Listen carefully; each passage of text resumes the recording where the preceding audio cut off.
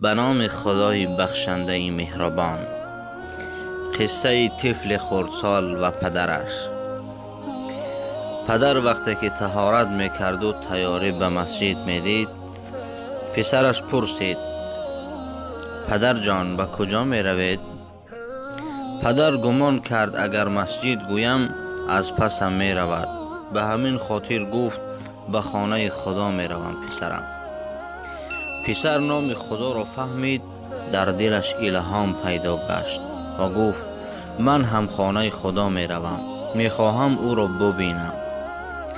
پدر چندان که بهانه کرد، کودک تیار شد.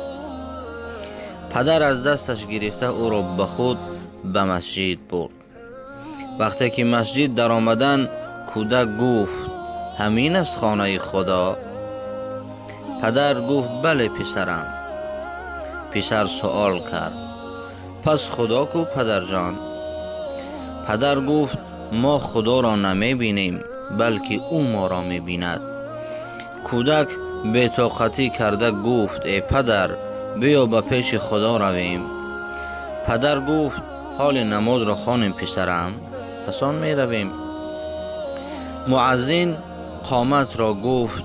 پدر پسرش را به پیشش گذاشت. امام الله اکبر گفت. در دل این کودک هم ترس و هم عشق جوش میزد.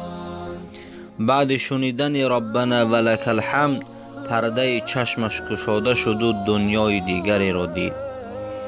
بعد سبحان ربی الاعلی، کودک بی‌طاقت شد. از خانه با نیت پیش خدا می روم گفته آمده بود. بی‌طاقتی کودک در همین بود که کی به پیش خدا می روم.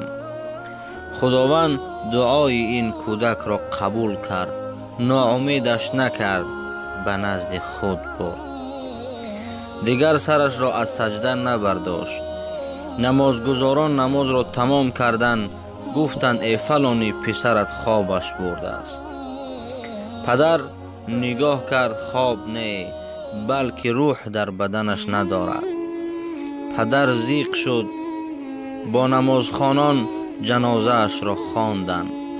بعد در خاک گذاشتن. پدر آمد، زیق بود، در فکر پسرش خوابش برد. در خوابش دید که پسرش در زانوی راستی رسول خدا صلی الله علیه و سلم شیشته صحبت دارد. پدر چنان خرسند شد. ناگهان در گوشش صدای آمد که ای بنده خدا، که برای جگر بندت محزون گشته ای، بنجای پسرت را در قیامت.